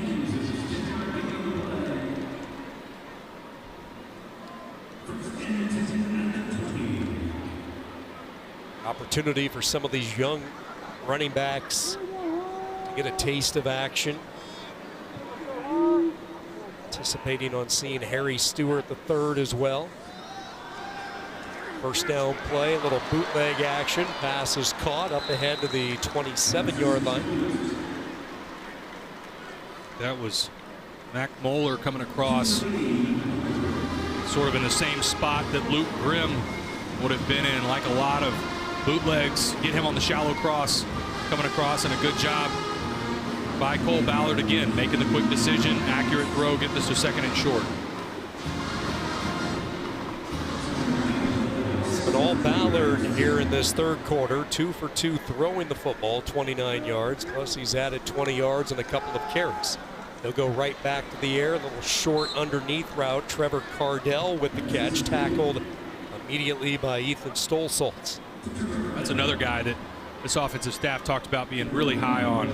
Trevor Cardell, athletic, good frame, 6'5", 250 pounds, and the tight end room still trying to figure out. Got a couple different pieces. Trevor Cardell, obviously Jared Casey, that's been around a while. Everybody knows about his 2-point conversion against Texas a couple years ago. And then Leighton Cure also in that tight end room. Seen some of him as well. Do you anticipate the role of the tight end to change much? Last year they had the security blanket and Mason Fairchild, and now you talked about the trio that KU will rely on heavily at that position. I think it's the difference now is you've got two different body types between Trevor Cardell at 6'5" versus Jared Casey, that's really more of a route runner. They use him some in inline blocking, but you notice in short yardage, when it gets down close to the goal line, that's where you see a couple different pieces check in. Trevor Cardell comes in the game, Leighton Cure as well. Also saw Jaden Ham in those short yardage situations as more of a fullback. So they kind of use the tight end in a few different pieces, whether it's a pass catcher, inline blocking, or like a fullback.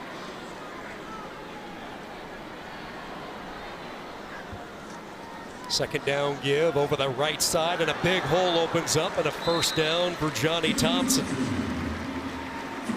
Getting a look at some offensive linemen that are still fighting for a spot in that starting lineup. Darrell Simmons, the transfer from Iowa State, opening up a hole, along with Shane Bumgardner, the center that they brought in from Tiffin. Shane Bumgardner was somebody that they mentioned to us, regardless of what happens in this game with Bryce Foster coming over. They thought that we would see Shane Bumgardner as well. And that right side, like we talked about with Jeff Grimes, offensive coordinator, it's a work in progress. And the starting five today, in a perfect world, sure, they play all however many games together. There's the potential that you rotate some of these pieces in non-conference. Ballard, patient, throws a strike and then a hit, and a flag will fly.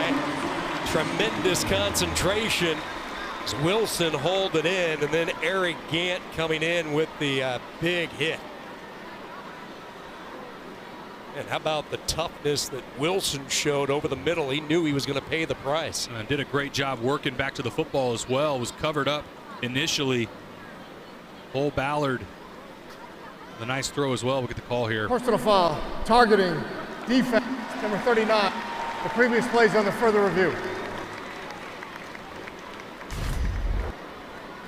Take a look at the crown of the helmet. That's the piece we're really focused on. It's helmet-to-helmet contact. Also looks like Eric Gant does drop that head. Though it looks like that angle there, the left shoulder more as the leading point of contact. This will be a really good angle. Watch the left shoulder and the head. I don't know, Sean, after another look at that, especially that angle, I don't know that that's targeting. I think it's a violent hit, there's no doubt, but I've got that more Eric Gant doing a nice job trying to lead with the shoulder. Would not be surprised if this one ends up overturned. I don't have that as helmet to helmet, and I wouldn't consider that targeting, because the other piece, Eric Gant doesn't lead with the crown of the helmet. We'll see if it stands. At the further review, the ruling on the field of targeting is confirmed. Number 39 of the defense is disqualified. It's a 15-yard penalty at the end of the play. Automatic first down. A defenseless player, the receiver over the middle, forcible contact to the head and neck area, and the indicator was that launch. Even though he got him with the shoulder, it was that head neck area. I know you don't like it, but I'm the just rule not of the sure. law, I think it would fit into that. I'm just not sure if you're Eric Gant what you're supposed to do. If you can't, You lead with the shoulder, you make contact, you avoid hitting with the crown of your helmet, and you're still called for targeting. The counter to that is, well, I guess you let him catch the ball, get to the ground, and then you make contact. Hard to play DB. I do not jealous of anybody that has to play defensive back anymore. 15 yards. See a lid pop off. Aaron Gant disqualified for the remainder of this game, along with the first half of week 2 in the secondary. And it's Johnny Thompson who lost his helmet. A couple of helmets coming off. Jamison Kemp as well as he sprints to the far sideline. And that will bring us to the end of the third quarter. A Thursday night here in Kansas City. All Jayhawks tonight. Devin Neal, a couple of first half touchdown runs. Starters pretty much just played the first half, and the reserves running the football, leading the clock in that third quarter. Alongside Taylor McHarg, Sean Kinney with you as we begin quarter number 4. Ballard with that touch.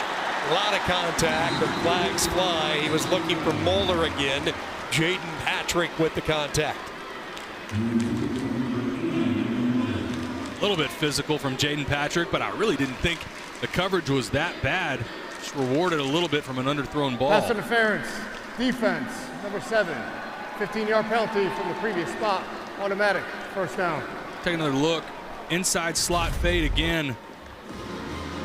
On the right side of the screen. Now, doesn't get his eyes back around, not in phase. Another look at it. I think it's the right call.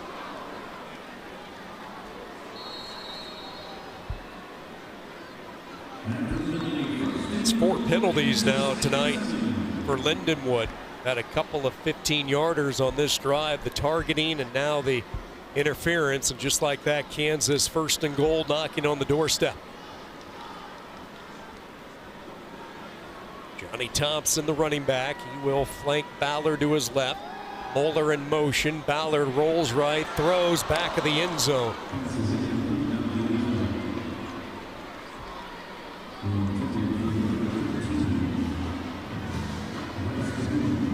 Like they brought Bryce Cahoon across on that over route again. Thought Cole Ballard had an opportunity on that back line.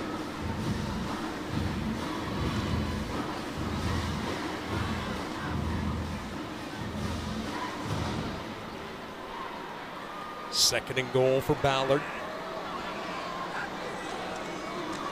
They'll go right up the gut with it. Push for 3 yards for Johnny Thompson. You mentioned Harry Stewart as well. This running back room, similar to the receiver room as well, just an embarrassment of riches, right? It feels like every single guy that Kansas rolls in right now from a skill position perspective, there's teams all over the country that you could argue some of these guys would be the starters at some of these schools. Jalen Daniels, his buddy Luke Grimm having some fun on the Jayhawks sideline. Third down and goal. On that read option, Ballard is going to keep it, and a good open field tackle is made by Jaden Johnson, the junior, the former Thundering Herd from Marshall safety, able to bring down the big quarterback, setting up a 4th down. Surprised a little bit to see this offensive unit on the field, but at this point in the game for both sides, this is all about getting reps. Right, your young guys are in the game. These are situations that if you've got, especially your backup quarterback in Cole Ballard, how many 4th down opportunities do you have if they can convert here for this 4th and goal opportunity?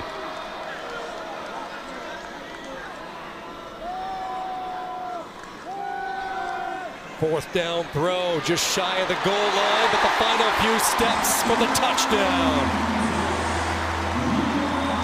Doug Emilian finds the end zone. Really nice patience from Cole Ballard on this throw. It's that pick play out to the field that we saw earlier.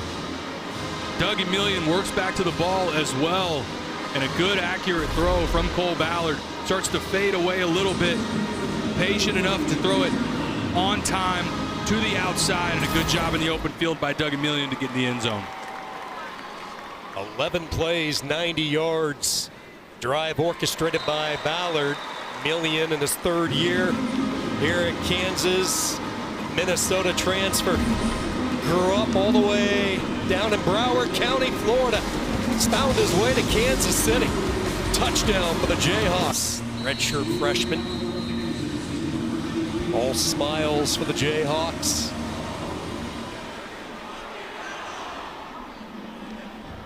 And a rare return for the first time tonight as a flag flies. Lindenwood will take it out to the 18. Another flag thrown in as well.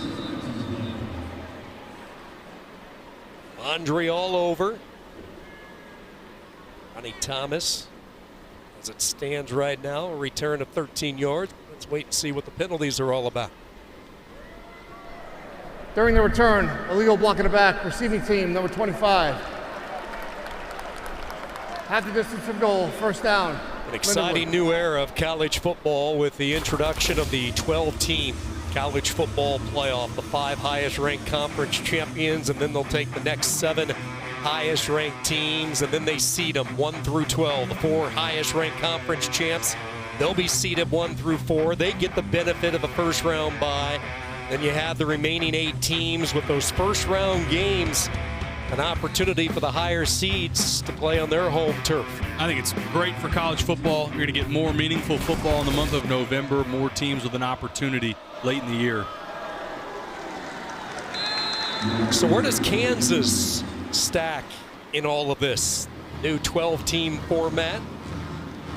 And our ESPN All-State Playoff Predictor has him at 24% right now, which is currently the highest in a stacked Big 12. Yeah, I really like their odds, and a huge part of it is I think the schedule lines up really well for Kansas. We've talked all about the stars on this team and the returning production, but really the biggest test on this schedule, they have to go to Kansas State in the middle of the year, but a pretty favorable conference schedule and non-conference schedule. Don't you get the feeling with the parity and the experience in this conference that this is a year where the Big 12 champion might have a couple of losses? Yeah, no, there's no doubt, and I think that's been something in the past for the Big 12 that if you're a Big 12 fan, you're always a little worried about it, right? That you get to the end of the year and in this new format, you're trying to make sure that you get your best on best, obviously, but that they arrive at the conference championship with just a loss or two, give you those odds of getting an at-large bid as well. Third down and taking off and running and spinning his way to first down yardage is Nate Lance. I think Kansas in this conference, along with Utah, Oklahoma State, we'll see them on Saturday. There's a clear separation to me. Really the 4 at the top I would cluster together, even ahead of Arizona to me. But this is going to be a really fun conference down the stretch, and couple key matchups early in conference play as well. We'll learn a lot about West Virginia this weekend when they take on Penn State.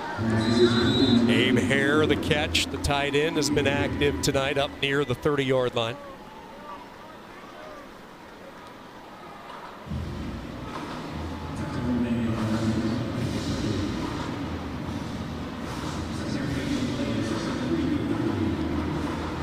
Lindenwood, part of the FCS. You know, we talk playoffs, and the FCS has had it figured out for a while. They have a tremendous postseason with their 24-team playoff format and the excitement that the month of December brings at the FCS level, and the selection show on Sundays as they are unveiled with the pairings.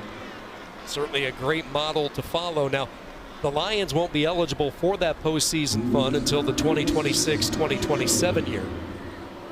I think by that point, Lindenwood will be in a position, talking about building up their roster.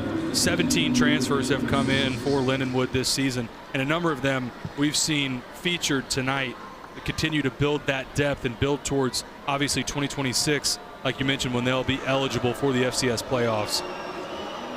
And that was the focus this offseason as Glantz throws a dart, incomplete, broken up on the play, but a flag is down. A little bit premature with that contact.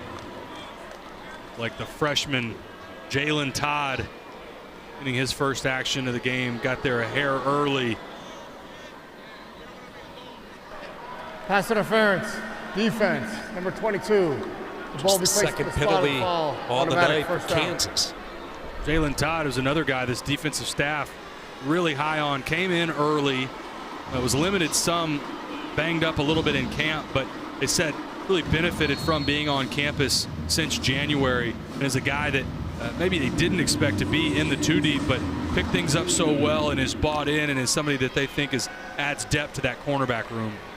High floater on that screen, and Jones makes the catch, but Lindenwood just can't break up those screens. They've been close on a couple of occasions, and shoestring tackles, literally in this case, with Jones. Well, Tristan Fletcher hasn't missed a beat with J.B. Brown, Cornell Willier, Tywan Berryhill all setting the example. And just when you thought Cortez Jones able to break one, he runs out of real estate with Tristan Fletcher closing down on him. Second down and 5, and a little bit of a seam opens up. This will be very close to a first down. Looks like they're going to have enough. Steve Hall, the ball carrier. You talk about the depth, and that was an area of focus this offseason for Lindenwood. They were just shattered by injuries a season ago. They went through 23 surgeries last year. They had players that were forced to play out of position just because of that depth. As you make that move up to the FCS level, you already starting a little bit under the gun, and then you factor in the injuries. And Jed Stuger told us he's never had a season like that in his double-digit plus years of coaching. Sean, I had to go back and look at the notes again. When he said 23 surgeries, you're talking almost a quarter of your roster at some point, either during the season or afterwards, had to be operated on.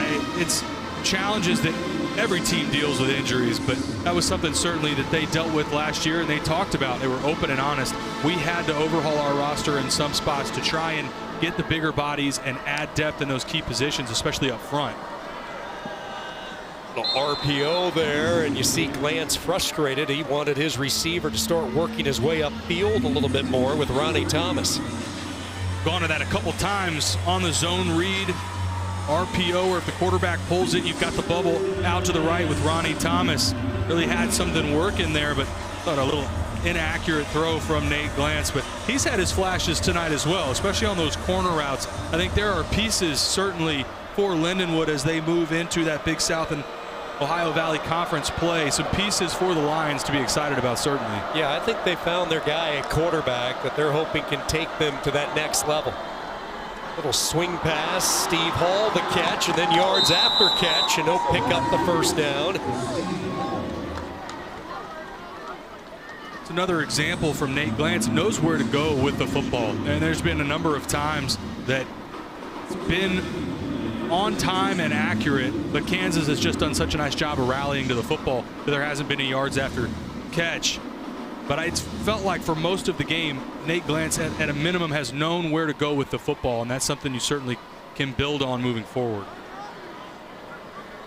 Offensive coordinator Dusty Havorka told us the moment he showed up, he was just watching film 24/7, would always invite the coaches in to watch film with him. He wanted to learn, wanted to know this system, and they've added some weapons like Steve Hall, and this is an offense that should have some success in the Big South Ohio Valley Conference this year. Another guy to be excited about in Steve Hall as a freshman. We've seen him in that backup role behind Cortez Jones, but I think that's a running back spot. The brightest spots of this game for Lindenwood have been when they've been able to run the football effectively, and I do think they've found something in Steve Hall as well. They're expecting to get Robert Giamo, their top rusher from a season ago, back next week as well.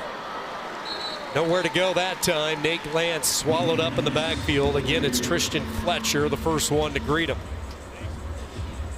Probably a pull read. He's reading this out to the field. I think if you hand that off, Cortez Jones with room to run, but we've seen all night Nate Glantz not afraid to get in the mix in the quarterback run game.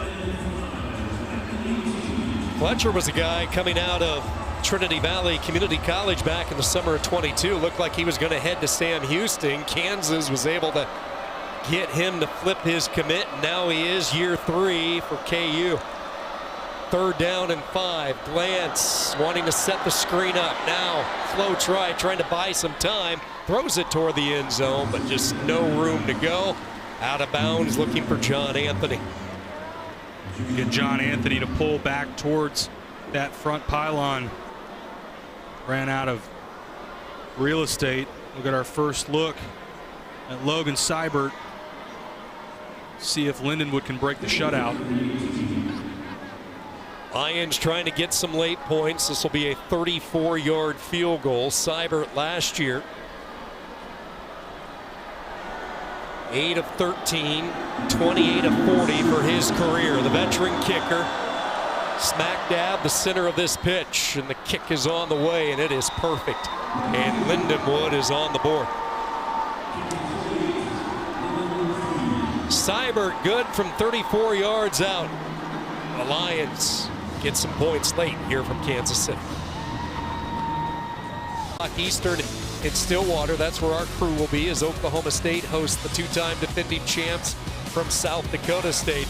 And then at 2:30, Towson and Cincinnati will kick off. Action continues under the lights. UT Martin taking on number 18 Kansas State. Baylor hosts Tarleton State. Texas Tech hosts in-state Abilene Christian. While to wrap up the night, it's Southern Illinois at BYU, 8 o'clock Eastern. It's a week 1 of college football. 6 games exclusively on ESPN+.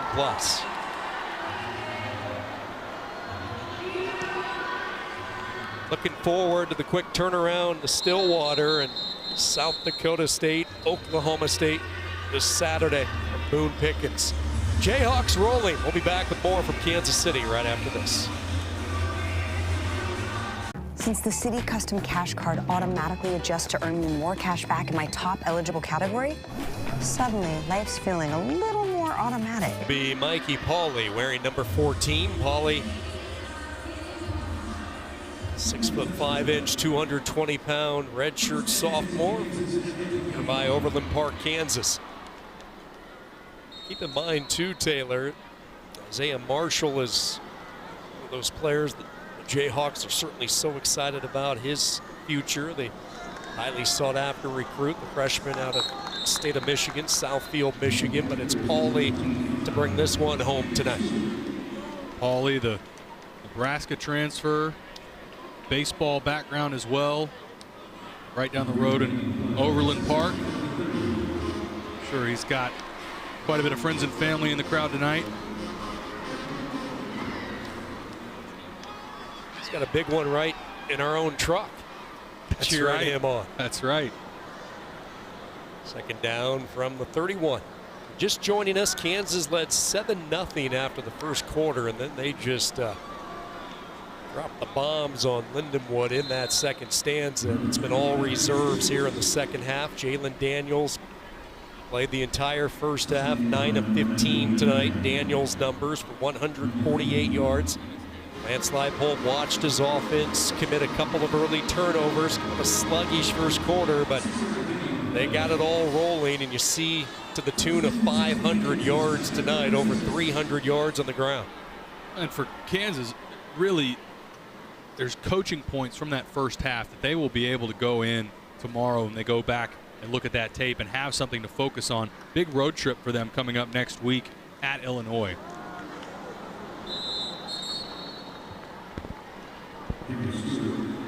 Coming into this season opener with Kansas, you were anxious to see how the front lines on both sides of the football would respond.